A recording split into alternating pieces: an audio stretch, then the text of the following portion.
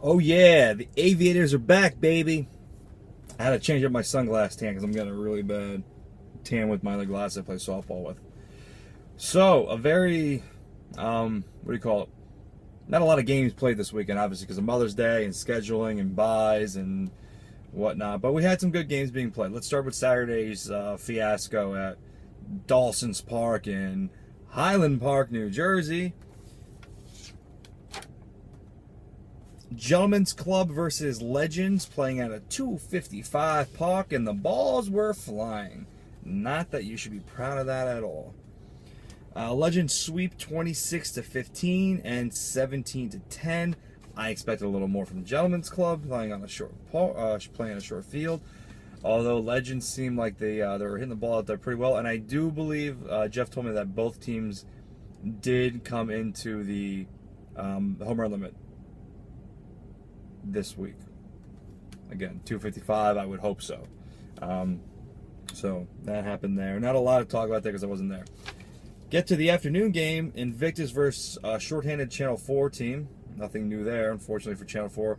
Getting their guys to the game is becoming a little more of a challenge. Obviously, Mother's Day plays a big part in that. But again, you've known it as Mother's Day for weeks and weeks and months. So I can't feel bad too bad. So first game, 22-6, kind of a slaughter game. I think the first inning, Invictus jumped out to like a 13-2 lead. These guys were just pounding the ball left and right, and especially with only 3 outfielders, it was like 90 degrees out there.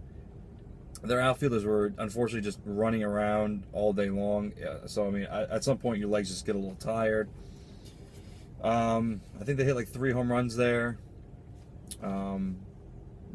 Gio's cousin, the guy who played third base, I think he had 2 home runs opposite field. Kid's got stupid power. I mean, just like launching balls. Like it was actually really impressive to watch. But a very solid all-around day. I mean, it looked like Channel 4 kind of packed it in early on the first game, maybe hoping to get them tired for the second game. Anand came to play, so he was there. So a little motivational boost for the team. We're sitting there eating our pizza, watching the game, having a good time. It was actually close for a while. And then Invictus blew out to a giant lead again. I know their shortstop Diaz had 2 home runs that game. I think Nelson had a home run. I got to take a look at the stats, but Edgar, I know, had a monster shot somewhere involved in there. And Omar hit a home run, but they were in the penalty, so that was a 300-foot out. So that home run limit also came into play in that game. And then it looks like Channel 4 kind of came back a little bit, and then, you know, Invictus kind of showed them. I left around the 5th inning. I think at home for dinner. Sorry. For dinner. But the game of the week, the game that people have been talking about, and they will continue to talk about, Aftermath versus Hitmen. Aftermath, playing basically with everyone except for Stats. Hitmen playing with everyone except for, I believe, their pitcher and Shake. And Jason's first day back with his shoulder injury. So Rohill taking the responsibilities of shortstop. Started the game off, first game, lead off like triple. Then Warren hit a 2-run home run. And then everything kind of started to calm down. It was a very low-scoring game, good defense. Fantastic pitching by both pitchers to keep the offensive numbers down. I know, I sure did. And then it came down to a very, I'm not gonna say controversial play because it had nothing to do with controversy. It was a very odd play to end the game. We were up by 2, I believe, in the bottom of the 7th inning. Single, so now you got runners on first and second. I'm not sure who came up to bat next. Third baseman was playing deep, you know, to prevent a ball getting by him. I had my mask on. It was a bloop shot. I'm going to say no higher than 22 feet. Basically hit at the third base path between second and third, closer to the third baseline. I charged because obviously a natural-born infielder, but I had to kind of go over my head. Third baseman saw me coming on, and, you know, I'm kind of massive, so, you know, backed off a little bit. So We kind of both ran to each other, and probably both stopped within about 5 feet of each other. The ball never, like I said, never got more than about 20, 25 feet tops. Ball drops. Both runners stood there. Then they released.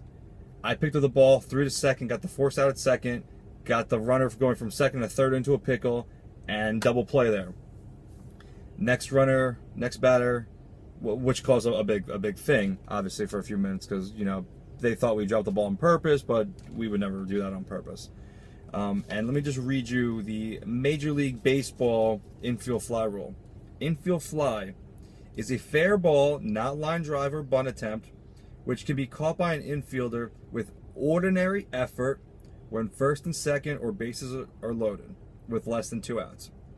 When it seems apparent that the batted ball will be caught by an infielder, which can be first, second, third, pitcher, catcher, the umpire shall declare infield fly rule at the ball's highest point.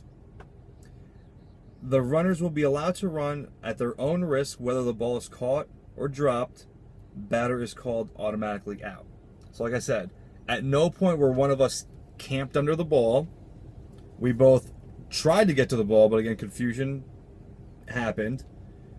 And it's not the way that anybody wanted that game to end by any means. Or not even end, but to happen, because it was a really good game. It's just one of those things that happens in softball and baseball. I mean, I'd be upset if it happened to me, obviously.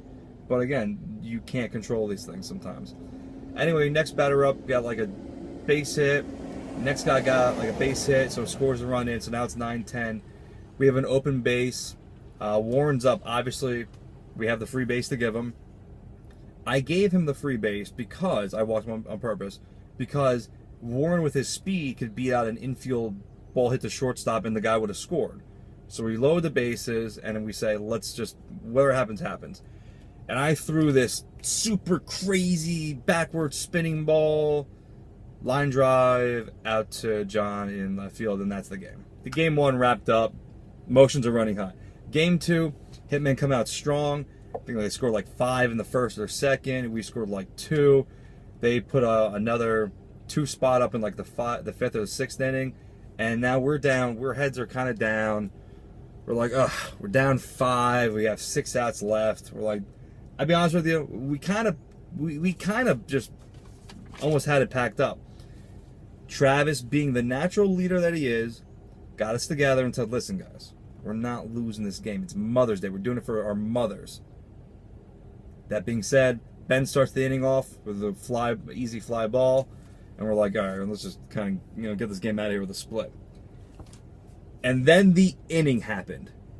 The inning that people are talking about already. We went on a base hitting line drive spree, capped off by our Hulk BZ hitting a ball, literally, and I'm actually being serious, literally dropped 3 feet short of the parking lot. Before that, he had a foul ball that almost killed a kid on a swing set in the air. That being said, we scored 16 runs on line drives, no cheap hits really. Offense came alive, obviously scoring 16 runs. Next inning, 1, 2, 3, game over. Aftermath sweep.